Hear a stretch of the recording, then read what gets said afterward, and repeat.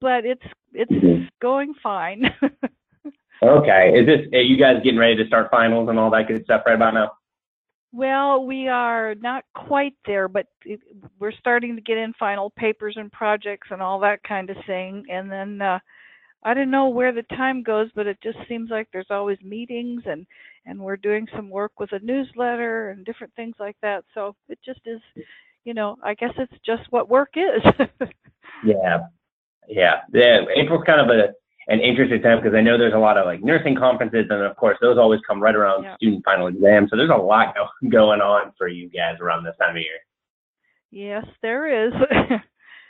And then we're, So of course, I was just going to no, say, then they start already priming us to get our summer classes ready. So, you're kind of no. separating Yeah. So yourself you guys between two. run summer semesters then. Right. Wow, that's crazy. Okay, So you guys are 12 months every month of the year practically.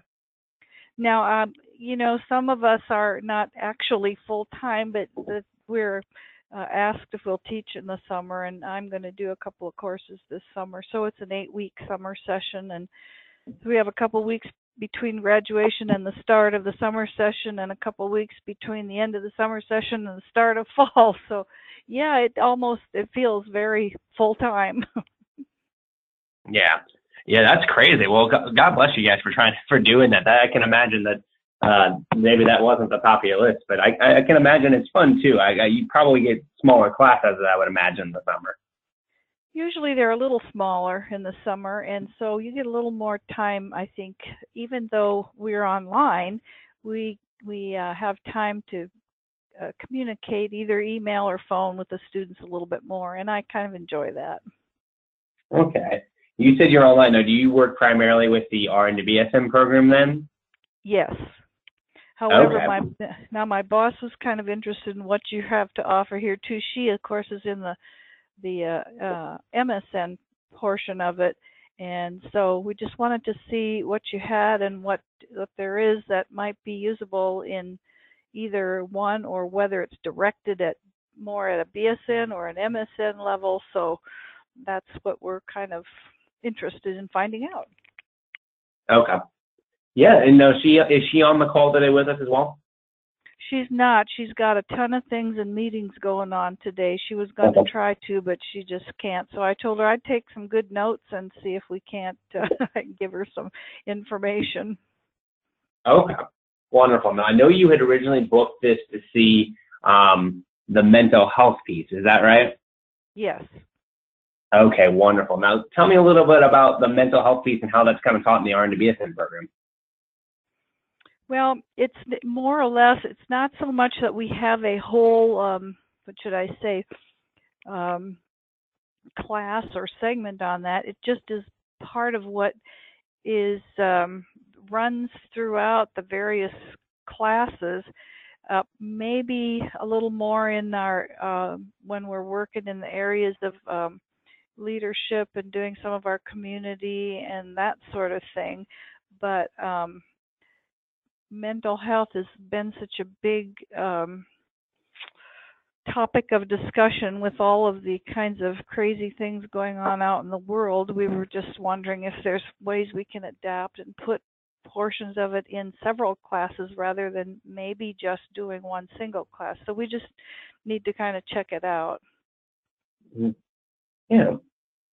No, those are great points. And I think definitely you speak to, I think certainly the world is constantly changing, and I think adapting to that is always, I think, beneficial to the students and then beneficial to the faculty teaching that as well. Right. So before we get too far in though, how familiar are you with Shadow Health coming into today? Well, I have been teaching using the clinical digital experience in the BSN level health assessment class. Okay. So go ahead. Mm-hmm. I was going to say, what were your thoughts on that? How do you like it? I like it very much, and the students seem to be really well. Sometimes, when they find out they have to buy a program, it's really no more than the cost of most books, sometimes less. but Okay. they are a little taken aback, even though we try to forewarn them. But once they get into the class, I've only had one negative remark, which was way off base. Everybody else seems to really like the way it's done, and they get a lot out of it, and they learn a lot with their assessment skills. Okay. Wonderful. That's always great to hear. And I know you guys use this in the graduate program as well. Is that correct? Yes, yes. My boss, well, the director, yeah, she has the upper level, the master's one, yeah, and she likes Okay. it too. So. Well, great. I'm always glad to hear good feedback. So obviously you're familiar with Shadow Health, so I'll be able to kind of cater the discussion a little bit more, just because you have some prior knowledge of us. So what I'll do is I'll kind of take you through a little bit of maybe some things that we've added and we've changed in here, Okay. and then and be able to kind of walk you through the mental health piece.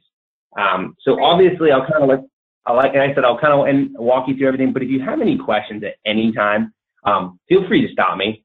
We can definitely I can definitely answer anything I have for you. So I'll kind of start off from the very beginning. So, we started back in 2012, and we actually started off with creating the program you're using right now, which is health assessment. Now we started off with creating a graduate level and an undergraduate level for that. And we started with just those two courses, and we are actually now in over 1,300 different nursing programs across the country and globally now. So over 40% of the graduate nursing tracks in the United States are now using Shadow Health in their programs. So the growth we've seen has been just tremendous. And really, because of how successful that we've been since that time, we actually started talking to faculty partners about what are some other courses that were in need of virtual simulation. So we quickly followed that up with undergraduate pharmacology, which was our third product to market. And then we actually just recently last year came out with the undergraduate mental health and the gerontology patients. And then we just came out with a graduate level pharmacology program that we just released back in January. And we actually released the mental health and gerontology pieces working alongside QSIN. They actually helped develop a lot of the research that went into the patients. And the QSIN competencies are actually built into the back end in the grading component of that. So they can actually see how their findings and how they did the exam relates to the QSIN competencies. So we'll kind of be able to explore that a little bit. But those are some really cool partnerships that we've been able to do. But tell me a little bit about your mental health, how, in terms of the mental health and the RN to BSN program, what are you kind of hoping that virtual simulation would potentially do for that course, or how that you would teach it in the program? Well, I think we've been doing a lot of work with our courses. We had and just got a letter of our accreditation being in effect again now for a number of years, and we were looking at all of the issues alongside. We looked at NLN standards and so forth, and QSIN standards, and all those kinds of things. And one of the things that we thought we needed probably to bolster up were things that were kind of found in the QSIN things, safety and those kinds of issues. And mental health is a part of that. So I would not say that, as I said, we don't have a whole course where we just deal with mental health, but we want to make sure that we have all of those issues addressed in our program. Where we'll fit them in, we're kind of, it would seem to me that it would fit in to a couple of our assessment kind of programs, but also some things like let's see, where we deal with cultural competencies and some of those things too. But as I said, it's not it wouldn't be a total mental health class, but it would be aspects of it that we'd like to incorporate into any and all of our classes as we, work people through the program. Mm-hmm. I don't know if that makes sense to you, but no, it does. Now, when you say cultural competencies, what does that mean? Well, those we're kind of always readjusting some of that. Originally, it was being aware of the various uh, cultural backgrounds of people, those things that are um, we don't even know if we haven't had experience with that we're doing something that is an affront, to some cultures or those kinds of things. And so we've worked at getting that awareness, and that also is another thing. We take pieces out and run through the whole program really, but we do actually have a class on cultural competencies. So for instance, our state is diverse in the sense that, well, it's heavily Hispanic, but it also is. We have a large number of all our students. There's maybe not a large number, although more than I thought, of Native American background, and we have, of course, the a segment of the Black population. We also have some people that are from like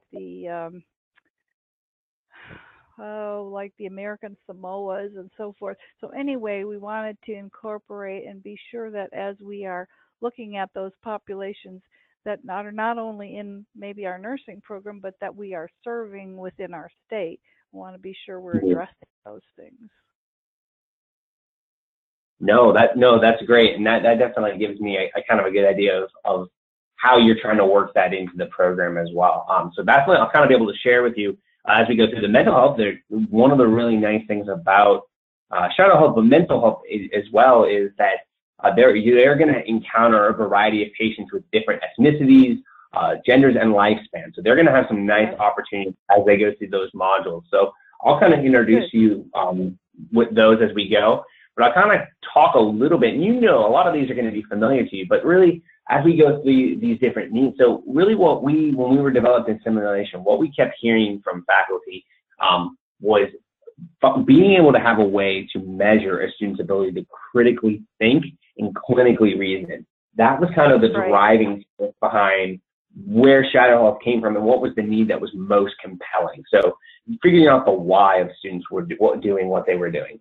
And then kind of transitioning into being able to measure that on not only an individual level, but a cohort-wide level, and be able to compare and contrast those.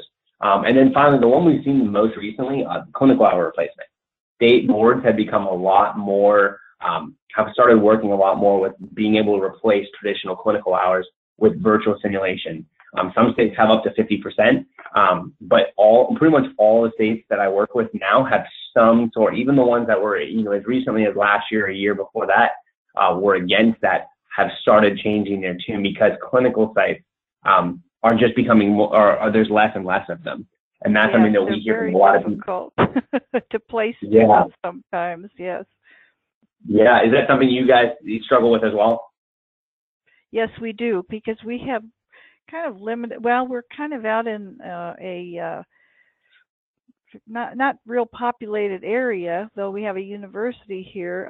The corridor that has the most of that would be University of New Mexico in Albuquerque, and then down to Las Cruces, where the New Mexico State University is. So there's a kind of a corridor of places there where they have lots of and many of like the state institutions, schools, mental health facilities are there. We have select bits of those things in our location, but really not enough, and that was what has driven us to have opportunities for students to be able to practice and learn how to think critically when they're making decisions and doing assessments and so forth. So yeah, I can see how your programs would just take off, because I'm hearing more and more from others that they have problems with placement as well, in terms of enough institutions to place their students for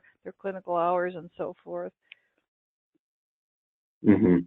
No, you're exactly right. And I actually was in one of my states recently, in Oklahoma, and that was something where schools are now having to slash their enrollment as a result of lack of clinical sites. And they're really having to not only just turn away students, but turn away really qualified students. Yeah.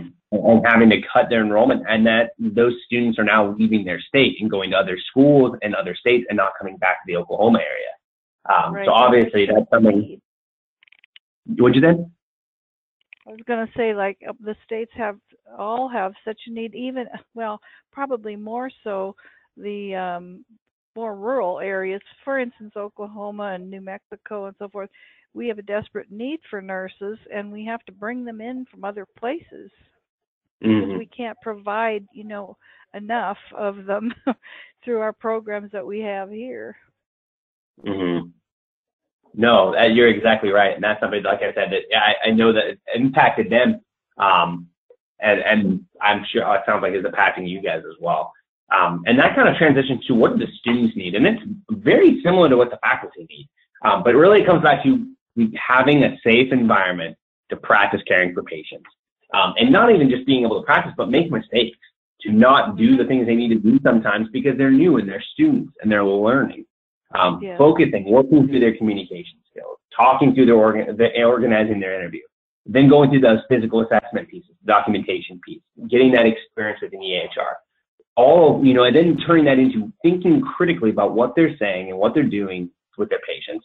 And then how are they taking that information that they're collecting and turning that into a plan for their patients? They're able to do all of this practice on their own in a safe environment and increasing that confidence level. So when they get in front of those real patients, that's going to be they're going to feel confident in what they're saying and what they're doing going into that. And then obviously, again, same thing. Clinical hours is another huge thing that we're hearing as well. Now, you know this, obviously, but our conversation engine is going to allow us to be what's extraordinarily unique. It is going to allow us to have a conversation that's driven by the students. There's not going to be any drop-down menus, not going to be pre-prompted questions. All of this, again, probably reviewed to you, but you're going to see, obviously, that kind of relates into how we grade the patients as well, and be able to grade their critical thinking, grade their education empathy. So our ability to have that patented conversation engine and carrying that into the student performance index and the grading. Now, obviously, with the research that's coming on and growing, we are really excited that we get to be at the forefront of a lot of this research for clinical hour replacement and for a lot of other things that we're involved in. If that's something you're interested in learning a little bit more about, I can actually send this over to you after our call today to kind of go a little bit into research if you're interested. That would be great. Awesome. And you know this as well, but if you end up leaving today and you really love the mental health, we're not just going to hand you a piece of technology and let you try to figure it out and struggle through it. Our whole goal is to really make sure that you're going to get the outcomes that you want from it. So we have an entire team of individuals that their sole goal is making sure that you're finding the integration strategy that works for you, that you can be able to use the technology at its ideal capacity, and that you're getting the outcomes you want and making sure that you have everything you need and are trained in everything you need to be trained in. Now, I know that was kind of a flash through, but a lot of it's probably reviewed to you, but do you have any questions on anything you saw in there? No, I think it's probably challenging to figure out, and that's why we probably need help to how to integrate it into the program. But that's great. You've thought ahead for about those things. So. Absolutely. And like I said, coming out today, if that's something that you're like, I really like this, what we would do in that case is we would actually give you access to a video and test drive, and the video would go over integration strategy and things like that. And then we would let you sit down with my colleague, Amanda, and her whole sole goal would be basically to see, okay, where do you envision this being taught? And then how are we going to break this up? So what I'll do is I'll walk you through the mental health patients now, and kind of give you an idea of what's in there. So, all right, great. So this is actually going to be everything that comes in that mental health module. So you can see here, when I mentioned a variety of different patients and ethnicities and backgrounds, I wasn't messing around. You really are going to have a lot of different opportunities for a variety of patients, a lot of different illnesses they're coming into. And you'll notice one of the things that I think really stands out about the mental health is it's all about challenging perceptions. So you'll notice, I'll use the first one, the alcohol abuse case. So you'll notice she's a 20-year-old female. So the age of a lot of college kids. And we know that a lot of college kids, they can go off to college and they like to drink. So your natural assumption would be, okay, that's normal. That would be something that wouldn't surprise me as a nurse. But what I also noticed is that after asking her questions about it, she's admitted that she is at risk for self-harm, and that she's not drinking to have a good time. She's drinking because she's in pain, emotional pain. Right. So that being able to figure out and be able to establish that line of dialogue and challenging those perceptions, making them dig a little bit deeper, really is at the heart of the mental health simulation. And you can see that spans throughout a variety of our different patients here. We also have this schizophrenic patient, an anxiety patient, a PTSD patient, as well as a depression patient. And I really like the depression patient as well. She's an older gal here. She's 86. And a lot of the things that, are symptoms of depression, you could, as a nurse, reasonably assume that are also symptoms of old age.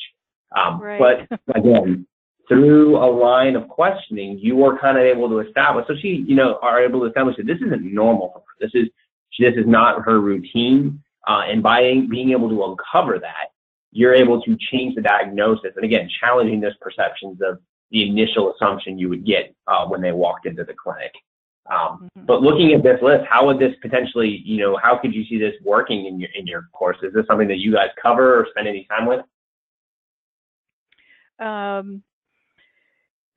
I would say, in pieces and places. Yeah. Depression is, we were just talking about that the other day, and some cases, a lot of us have parents maybe who might be in that situation, and you're trying to figure out what the best thing to do for them is, but it brings it close to home so you can actually kind of have some experience with it in speaking with students, and some of them may have had those kinds of experiences too. I think depression is a real problem for elderly, so that'd be great. And we have a population here of, well, we have many elderly also, but we do have also a military population, of a special operations base nearby, and so when you look at things like PTSD, that certainly is something that our students are going to come across in their clinicals and so forth. So yeah, this is wonderful. Yeah. No, that's great to hear. And like I said, it really, I think, speaking to what you were talking about, getting your students and talking about those cultural competencies, is it something that you think that the diversity of that would lend to the cultural competencies that you guys have? I think it would, that in that area, especially, and even in, we have a couple of major classes that are kind of the, what we call them capstone classes, and one is a class where they go out into the community and do a lot of different things, and they're going to come across those things out in the community or out in their job places. So that's another area that might work for something like this. Mm-hmm. So kind of like a prep for them before they go out in the community. Right. Mm-hmm. You find that that's something your students have like anxiety for or get nervous about before they head out? I would say not generally terribly, real high anxiety, but yes, some, because they're being asked to actually go out and look at things not just from a nursing perspective, but just from a being a member of a community and who's out there and what the needs are. Mm-hmm. And then as a nurse, how can we address those things? So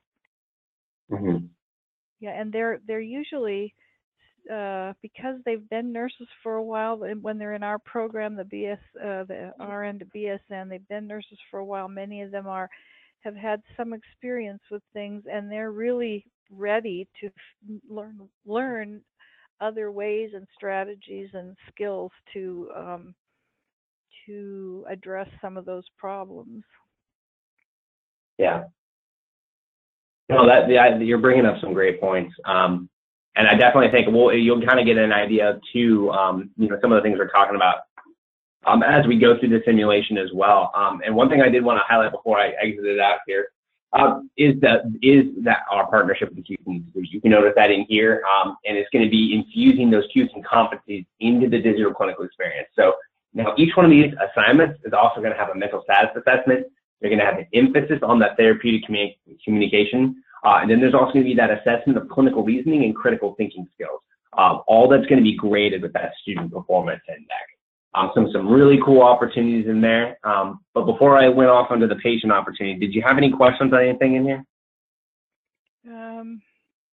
I don't think at the moment. I was going to say, because we've just been through an accreditation process, you know, we have really worked on how we can evaluate the students in terms of, did they get it, first of all, and even in our stakeholders in the community, our hospitals and so forth, are the students that are coming out of the program, do they have the skills and the knowledge that they need? We realize they're going to be still learning, but there were a couple of things that came up about teaching.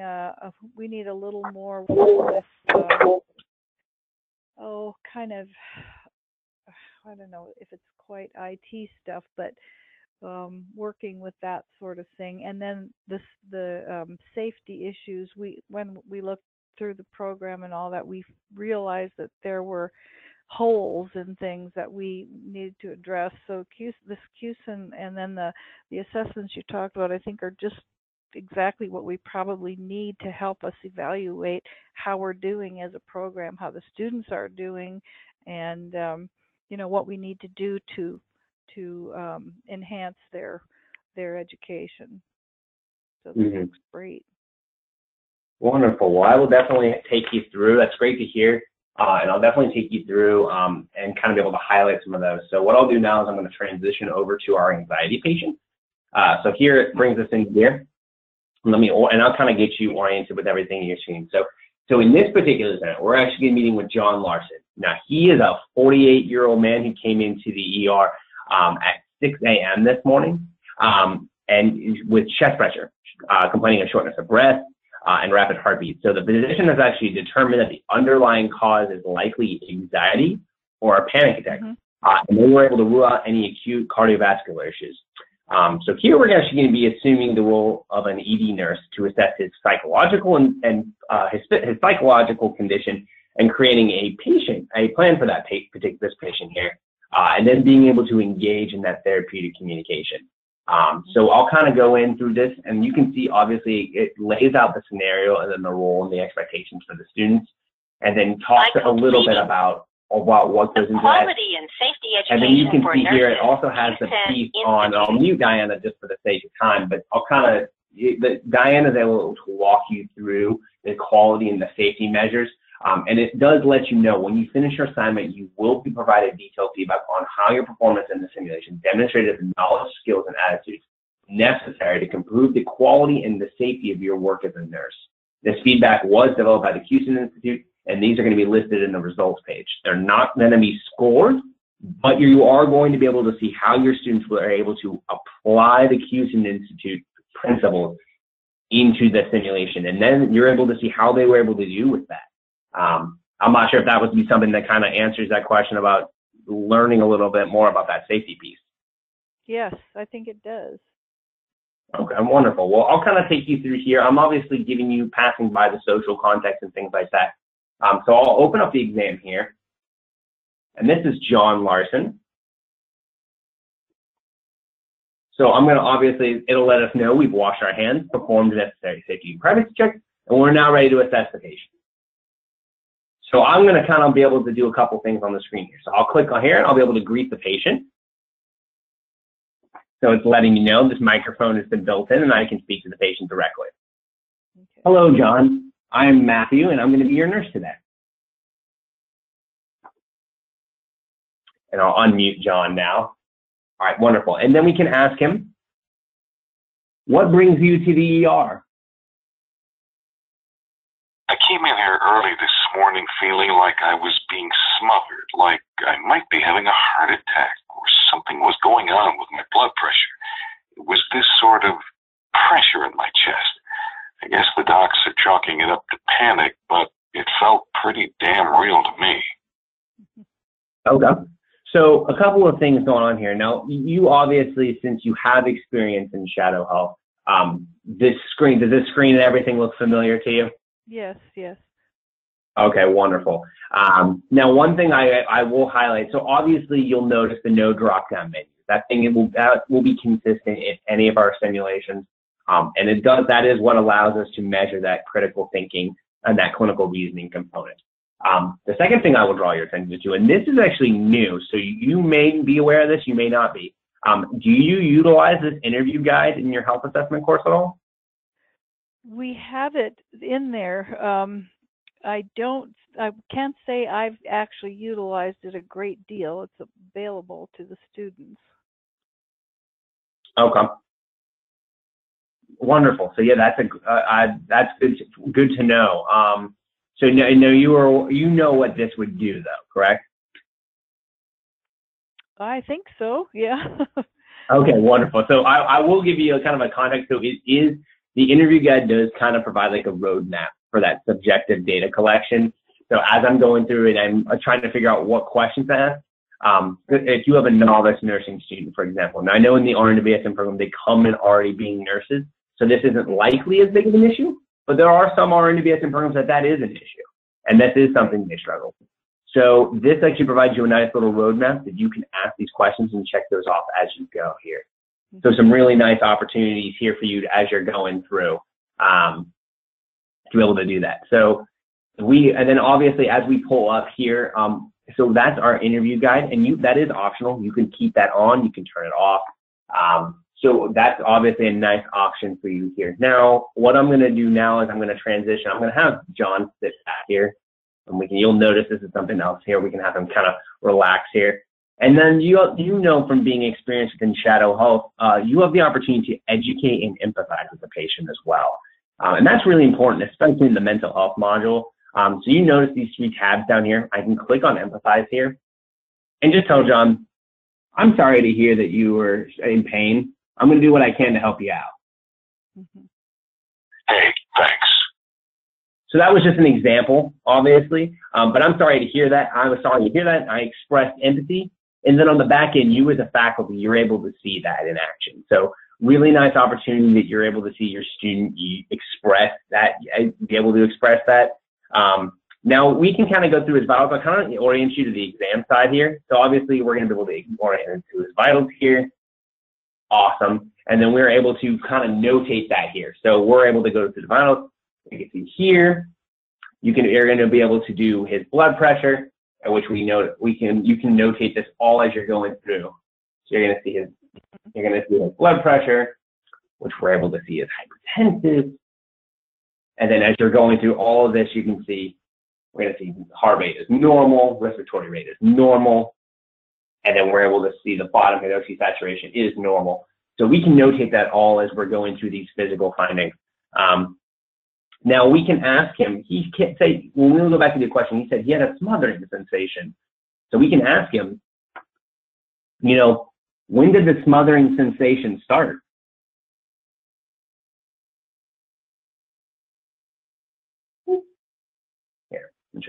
I've had some milder sensations like this over the past year or so, but it's been getting noticeably worse the past 6 months. It's never been as bad as it was this morning, though. Those started around 3 a.m. I guess they're calling it panic, but I felt like I was having a heart attack. Okay. And then you can follow up and ask some really good questions. How do you treat your symptoms? I haven't really tried anything in particular. Taking deep breaths and resting seems to help a bit, but even that couldn't calm me down early this morning. Okay. What makes the smothering sensation worse? It's as if any little thing can make it worse. Sudden movements, getting up to walk around definitely makes the sensation worse. I can't seem to do anything but sit and worry whether or not I'm going to make it. Okay. So again, really nice opportunity for us in here to be able to go through and ask him a lot of good questions. But what are your thoughts, kind of looking in here so far? I know you're familiar with the conversation style, but what are your thoughts kind of with how it relates to mental health at this point? Well, it unless there's some real physiological thing, which for the most part that's ruled out, it definitely points to being an issue that is certainly partly a mental health issue. So we'd have to figure out what it is that's causing that anxiety. Mm-hmm. Yeah, and you bring up a great point. And what I can kind of do is there's a couple of different things we can do here as we go through. So you'll notice here on the exam menu, one of the things I'm going to probably try to do here, we can do, we can ask him a couple more questions, which I always like to do, just to kind of get, one, showcase you all the different questions he's able to answer, but two, also kind of get to the bottom of, okay, what is, he said sudden movements, nothing. He really doesn't know what makes it worse. So we can ask him, have you been diagnosed with any mental health conditions recently? No. Okay, so no. What causes you to worry? It seems to get worse if I start to dwell on things like my health or work. Okay. Can you describe a typical day at work?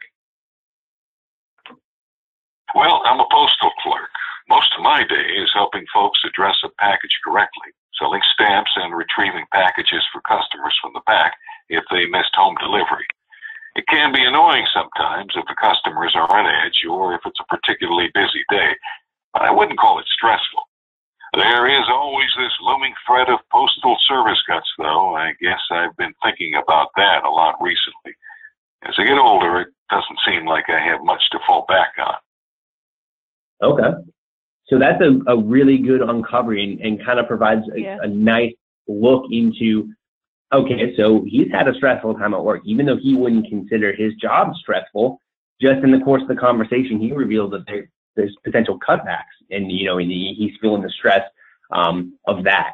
So obviously that provides us a really nice opportunity to do that. Now, we can actually transition down. So one of the things we can do is actually we can consultate that. So I can actually go here. So let's listen to his heart. We're going to be able to hear that, and I'll kind of showcase what that would look like here as we check John. So we can obviously see here, you can see this body map here.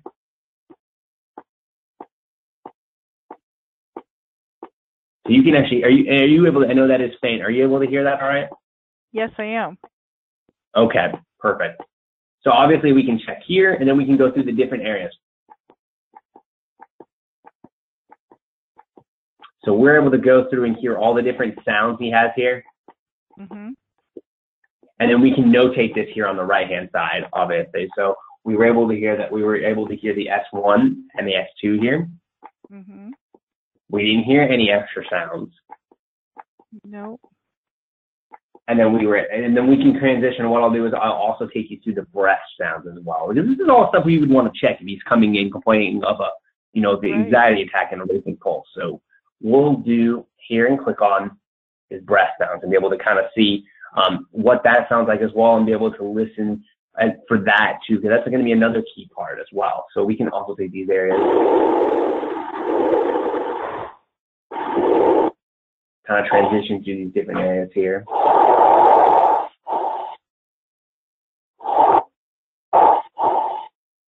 All right, and then we can go through these other areas real quick as well.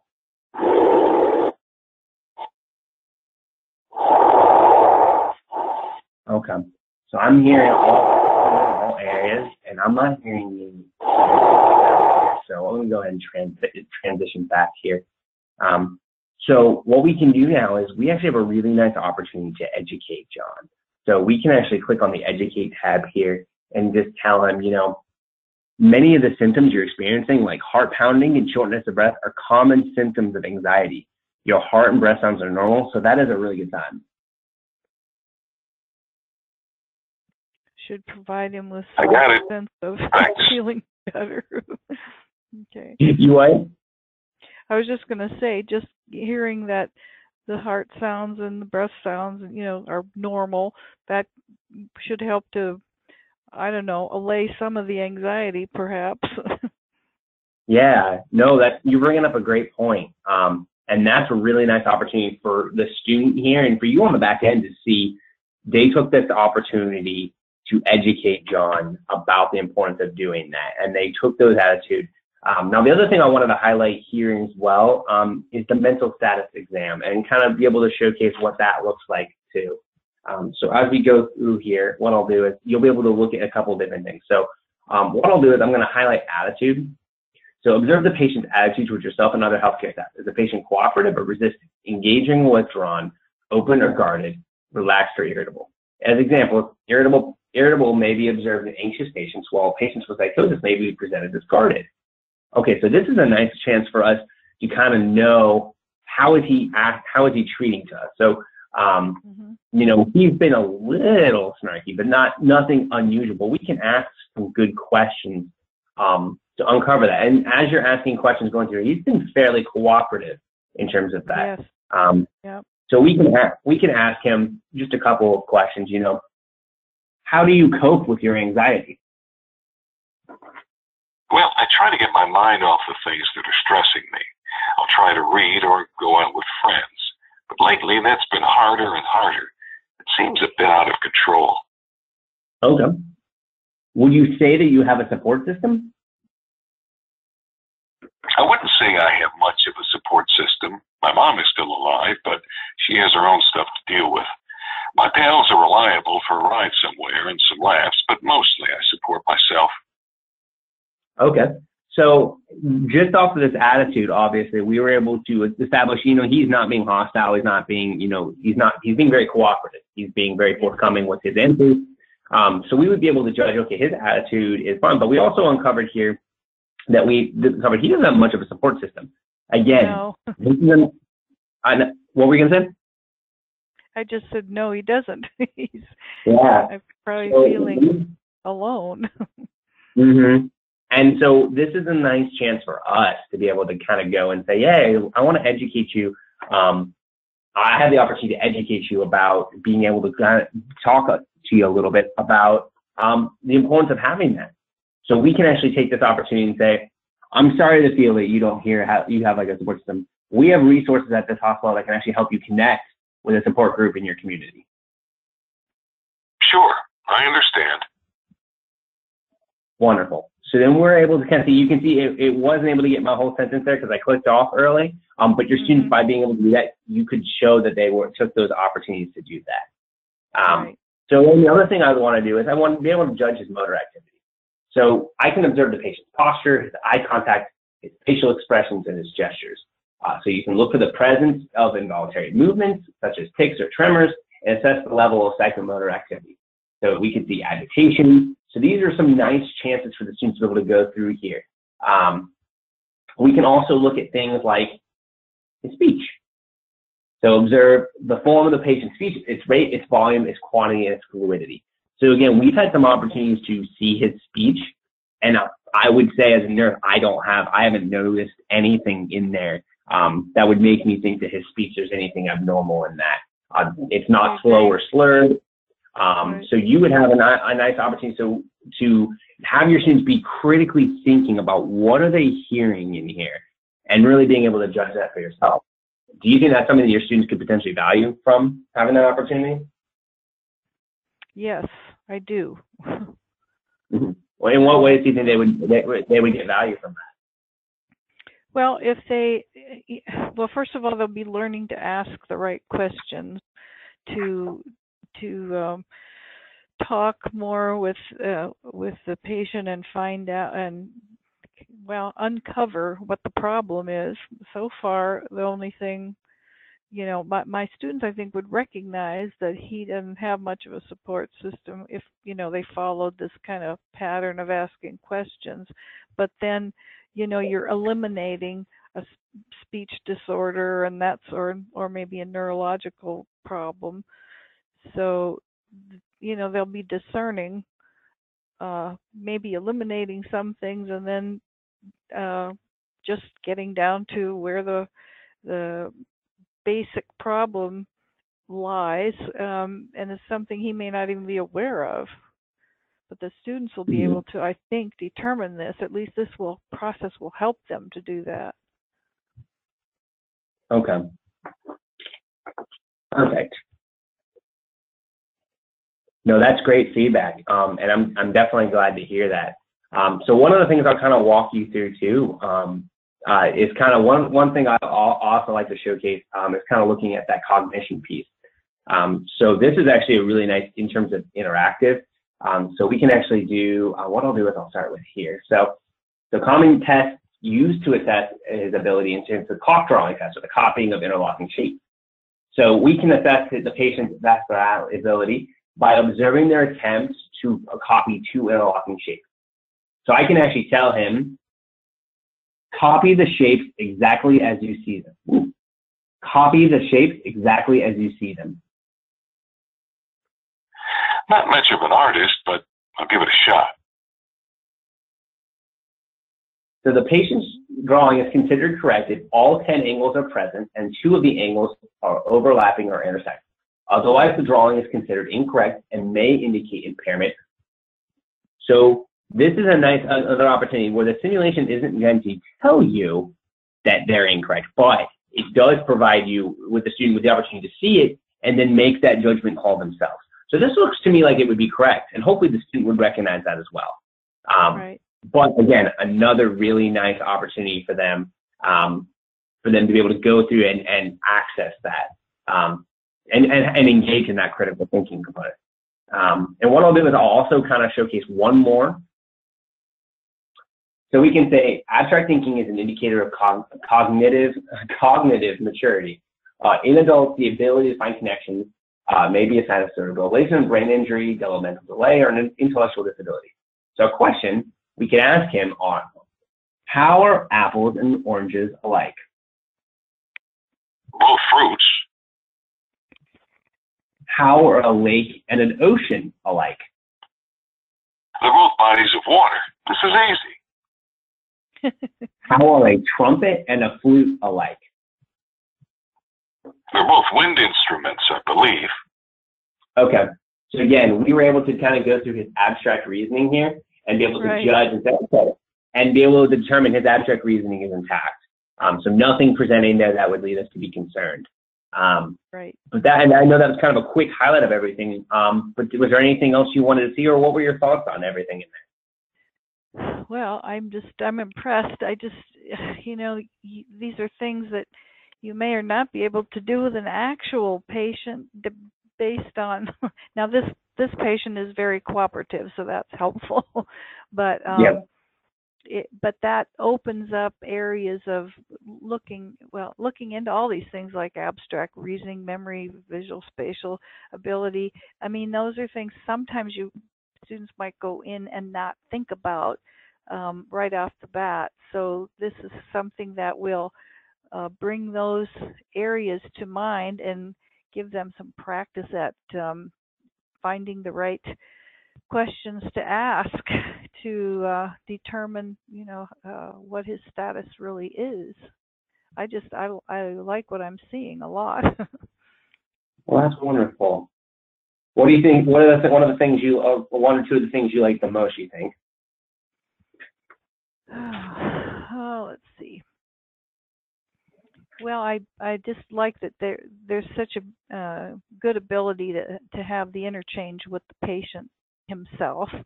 That little feature where you can have them draw, copy something for you, just to have that be able to come up and be able to look at it. That's pretty amazing.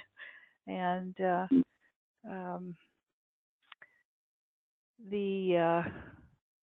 I don't know. This all of it really is what should I say? Just helpful in assessing, and so I just think we don't get a chance often to do all of these things with a patient. It depends on where you're, what kind of time you have. But when you have a patient who obviously is having a problem, this really would help you to zero in on what to do and to do it. You can do it in a more timely manner than if you're fishing around for what to do. This would really cement for a student. Oh, this is where I can go with this particular type of a problem. So I don't know if that answers your question very well, but I No, it does. like it. No, that's wonderful. I always like to get some feedback and also kind of see where you could see this addressing maybe some of the things that student concerns that you had mentioned or some struggles they're having. Wonderful. Well, if you don't have any other questions, what I'm going to do is I'm going to transition to the grading part of it, and then we can kind of wrap up and recap with everything. So let me go ahead and transition to the end, and this will probably look real familiar to you. So this is our overview. So you obviously have the digital clinical score, and you have the student's performance index. And so this is all going to be really familiar. You're going to be graded on your subjective data collection, your objective data collection, and then that education and empathy piece. So the student did fairly well. They did a good job all in all. And as you know, you also have access to their verbatim transcript.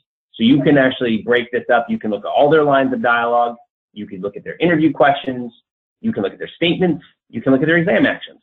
So you're going to have a lot of opportunities here. And then obviously, and are familiar with all the different ways that the subjective and objective data is graded. There's a black check mark if they get it. But if they don't get something like the white, they can highlight that and get a pro tip and an example question. So really, this is all available, as you know, is available immediately to the student and you as a faculty. So that's really nice. So you guys can get access to that immediately. Obviously, with you can see here with the physical component, with the objective data component, you can see all the check marks in here. So some nice chances for them as they go through. Then there's obviously the education and empathy component. That's a big part of, in terms of mental health and treating the patients coming in and presenting with mental health issues. So obviously, you can see the examples that are highlighted here for presenting with those. But one thing I did want to highlight that is different than the health assessment, that will be different, is how do the QSing competencies relate in here? So you can see here there's an overview. So it talks a little bit about the quality and safety education for nurses and how it works to prepare future nurses in those competencies of patient-centered care, teamwork and collaboration, evidence-based practice, quality improvement, and safety and informatics. The additional information is found on their website. In this assignment, you demonstrated QSing competency, the actions of interviewing the patient to collect subjective data, assessing the patient to collect objective data, and responding to opportunities to educate and empathize with the patient.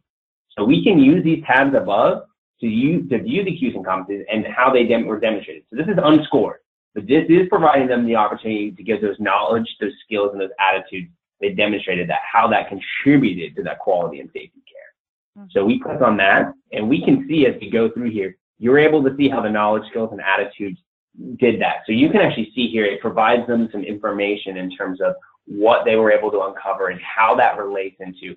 So asking about the onset of symptoms here, we're able to see how this provides. So provide care with sensitivity and respect for the diversity of the human experience, assess patient needs and their values. So again, you're not only able to do this for your subjective data collection, you're able to do that for your objective data collection and the education and empathy piece. So your students are going to have a lot of opportunities to get that feedback in terms of how they did apply to the QSing Institute. What are your thoughts? What do you think that it would be potentially able to address some of those QSing competencies that you wanted more of in your program? Yes, and I mean, one of the other things now that I'm thinking able to kind of bring it back is the informatics piece too. That was something that we had a comment on by one of our stakeholders. So it's not that they don't do any of it, but that's a part of what is needed. They need to have more ability to deal with the safety and the informatics part of it. So, and I think what it said down here was, what's available for in a database and that sort of thing on the informatics part. I know working in like oncology, you use a lot of database information for talking about various chemotherapies and those kind of things. So I'm sure there's lots of other things they use in their encounters with patients where they could be doing some education in the with the what's available in the informatics area. Mm-hmm. No, that's a great point, and I'm glad you mentioned that. So yeah, this is you could view this as something potentially that would help out with some of those issues then. Yes. Okay. Wonderful. And like I said, most of this I will go through it, but this is will be somewhat reviewed to you because the format is similar. Obviously, this is going to be focused specific to this patient, but just like in the health assessment piece, you are going to be able to compare the student's documentation with the model documentation. You're going to be able to see that history of present illness, and then compare those two as well. You have that SBAR handoff that they're able to compare as well, and you can compare what the student did versus what that model note did. So you can see here the recommendation, and then you are going to have your reflection pieces. So you have these 3 questions, and this is all customizable, as you probably know. You can add, you cannot have this. It would be completely up to you. That you can see how your students were able to improve, what they were able to learn, things like that. But I know this is most of this was reviewed to you, but any thoughts on anything you saw in here? No, I just it's great to be able to break it down and see, how they've done on different aspects of the entire experience, and I just I guess there's nothing, like you said, nothing really new, but just in kind of moving from a totally kind of physiologic thing to a more psychological and mental experience. This really is a great indicator for helping, the students to understand that part of it, the psychological part of it. I like it. Oh, wonderful. I'm so glad to hear that. So what I'll do now is I'm going to transition over. I'll kind of finish it up here. On our final mental health piece and our overview to the integration. But kind of looking, I always like to ask, what were kind of your final thoughts? What were maybe some of the 3 or 4 things you really liked about what you saw in the program today? Well,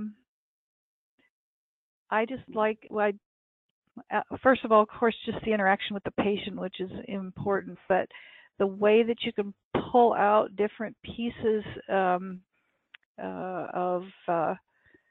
information from the responses you get, and then there's extra help where you can pull up some other things to help you kind of hone in on an area that you are thinking, well, this might be a problem, and then I can do some additional assessment or testing and try to figure out if this is where I need to go, if I'm heading in the right direction with helping this patient. I liked pulling up that little test, where they were supposed to copy the figures, and just, I mean, those, I guess for me, I'm a very visual person, so I think a lot of students feel that way. I mean, that visual really kind of cements it in your mind, I guess. Yeah, no, I think I'm the same way. I'm a very visual learner, and I actually enjoy reading books. I actually enjoy textbooks, and I do learn through that. But I think it just is another way, another avenue that you can get students to engage. And some people aren't that way. There's a lot of people that I went to school with that was not how they learned. So I think it does nice to engage different avenues of learning and into a comprehension. And then also there's an application piece, I think, as well. Right. And if you're not a visual learner, you can, well, there's other, I mean, there are many different modes that you're learning. You've got the auditory, you've got the visual, and if you are involved in assessing what's going on with this patient, you're also working with other areas, so I like it. It will it will apply to most, I would think all students should be able to learn from this. Mm-hmm. Yeah. In their preferred way. Mm-hmm. Yeah. No, that's a great point. Now I'll ask you a question. I asked John earlier, but on a scale of on a scale of 0 to 10, how likely would you say you would be to integrate this piece, the mental health piece, into your own BSN program? Well, I would be inclined at about, probably I'd say around an 8, but it would this would be my other question, I guess, is I'd like to be able to do it integrate it in several classes, and then so I don't know exactly how that would work, but because I would like to integrate it, I would have to go to which I will do at a faculty meeting, to the others and talk about this, and then maybe we might talk about how we could integrate it, in several classes. Yeah. No, that's a great point. So, kind of, you had mentioned you had gotten a set of 8. What would take you from an 8 to 10, or what do you think keeps you from being a 10? Well, I guess probably it is just that I don't have the authority to just make that decision, on my own. But I think one of the other things I would, and this is just a practical aspect, is cost again, for the students, because for them it's every bit matters. So that's why I guess what's holding me back is I'm thinking, how would I do it, and how could I do it with, getting the program in a way that it could be used across several classes at the same time, or within the same semester, however. So it's not a matter of, I would happily integrate it into a number of classes, for sure. I guess what's that cost and that sort of thing for the students. Yeah. So now you're familiar with the price for the health assessment. Do you know are you familiar with the price for the mental health? No, I'm not. Okay. I know the health assessment is right at $99 or something. Yes. Now, depending on when they would access this, Shadow Health has a multi-license discount. And basically, this is something that's brand new. So for programs that use more than one of Shadow Health's products, the second product license a student would purchase, they get 10% off of. So that would only be $89 a student. And that they access that the lifetime of their program. So for the mental health piece, they would pay $89, and they could use that if you wanted that in 3 courses, they could use it in all 3 courses. If you wanted that in 5 courses, they could use that in all 5 courses without paying that again. So they would get that for $89. Okay. That's pretty cool. No, obviously that's something I definitely understand. Having to talk with the rest of the faculty. I would say what a good next step potentially would be a resource I think you would really appreciate. We actually have a 20-minute video I mentioned in the call, and it actually goes over some of the evidence-based literature that quantifies the critical thinking rubric, and then it also goes over a couple of different integration ideas about taking in the program. So it's about, like I said, about 20-minute video, but maybe if you have some time in the next week or 2, we could set up a time for me to send you the video. You can kind of review it, and we can get together and actually get you access to the program, and then set you up with my colleague Amanda, and she could kind of look at where you would want to put it in the course, and see if that's something, and get that kind of talk the logistics of that. I'm not sure if that might be something you have time for here in the next couple of weeks. Yeah, and if we could, I could look at it and then maybe have my director take a look at it with me, so that it gives her some insight into what we're talking about. And and then that would help also, because she's looking at both programs, the BSN and the Masters. So to see how that would be beneficial. So that would be good. I'd like to view Yeah. that. So I'll definitely send that over to you. And then what I'll do is I'm looking at my calendar for the next week. Is there a good day, either next week or the following week, that would work for us to kind of touch base? Okay, load. Just about put my phone on the floor. Just a second. I was going to look No, it's all good. on my calendar here. So it seems like there's stuff going on all the time. So let me just open this up and suggest a time that might work. And then you'll have to see what you have available. So next week, I got a faculty meeting on Thursday morning, and okay, so I mean I think a Wednesday, sometime during the day, it could be morning or afternoon on a Wednesday, I think would be a workable time. That'd be the 18th. Yep. Wednesday morning, I'm wide open. Anytime from like 9 to about, I could actually do as early as 8 o'clock that day. And are you in Mountain Time or are you in Central Time? We're in Mountain Time. Okay, you're in Mountain Time. Would 9 o'clock that morning work for you? I think that would be a great time. Okay, wonderful. So we'll do 9 a.m. then. And I will send you 2 emails here in the next couple minutes. I'm going to send you an email I'll send you an email with the GoToMeeting link for our time next week and the R&E video. So the video that you'll watch. And then, like I said, it'll be split nicely in half. Half of that focused on those critical thinking rubrics that we have. And some of that will probably be a review. But then also focusing on some different integration ideas as well. That I think will be beneficial. And then next Wednesday, what we'll do is we can either set up a time. Next Wednesday, we can give you access to the mental health, and then we can also set up a time for you to meet with my colleague to actually to be able to go through and talk about what that would look like in your course as well. Okay.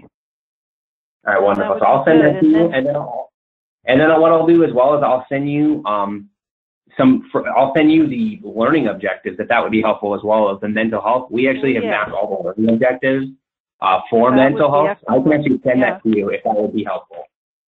That would be very helpful. All right, wonderful. So I will definitely make sure to send that on over as well here with that second email as well, which will have a couple of different things. It'll have the mental health overview, and then as well as the pricing info, and then the learning objectives as well. But Did you have any final questions for me? I don't think so. I think those things will be very helpful in at least being able to share this with the rest of the faculty, and then we would be better able to determine too. And the nice thing is you guys have help to help people figure out how to integrate things. So that's wonderful. Yeah. No, that definitely, and they are. I will say they are. I think they're one of the most valuable teams we have here at Childless. They do a tremendous job in terms of integrating and being able to deal with so many different faculty and so many different unique schools, but being able to find something that works for them definitely I think is a gift that they do extraordinarily well. Now, when did you? Oh, go ahead. I'm sorry. No, I was just going to say I have met with Amanda, when I first got into the Shadow Health, and she's always been great and kind of checks on me and is a big help. No, I definitely agree with that, and she is absolutely wonderful to work with, and actually my colleague as well. So, but yeah, and then I was going to ask you one question. When are you meeting with the faculty? Is that something that happens at the end of the month or May, or when does that you think that will happen? We basically have a weekly faculty meeting on Thursday mornings, and sometimes we're conducting various business, but we're also zeroing in on for instance, with our statements and things that we make in our syllabi, we want to kind of make things so that the students know what to expect. They're pretty much the same, except for the exceptions you have to make for the class you're doing, of what's expected and that sort of thing. And then we also are doing work on, from our last 8-week classes, we look at the course objectives and the we have a program in our Blackboard system that we can determine course outcomes on that program. So we look at those and then try to figure out where we need to, where the places are that we need to make some improvements, or if the students are doing okay, or try to analyze what's going on. So it's kind of an ongoing process with us. Yeah. No, I get that. You guys have a lot on your plate and have a lot of students, so I understand that. All right, well, perfect. Well, I know I definitely don't want to take up too much more of your time, but did you have any final questions or anything for me? I don't think so. I just want to thank you for the reminder, and because sometimes I come in and I'm like, oh wow, I forgot about that meeting. But no worries at all. I know how life can get. No, I know how life can get. It's Friday. It's the end of the semester, so I definitely understand. Well, I'll definitely send all that over to you here probably in the next hour or two, and then I'll look forward to meeting you next Wednesday at 9 o'clock your time. Great. I appreciate that very much. Thank you. No worries. I'll talk to you then. All right. Have a great day. You too. Bye. All right. Bye-bye.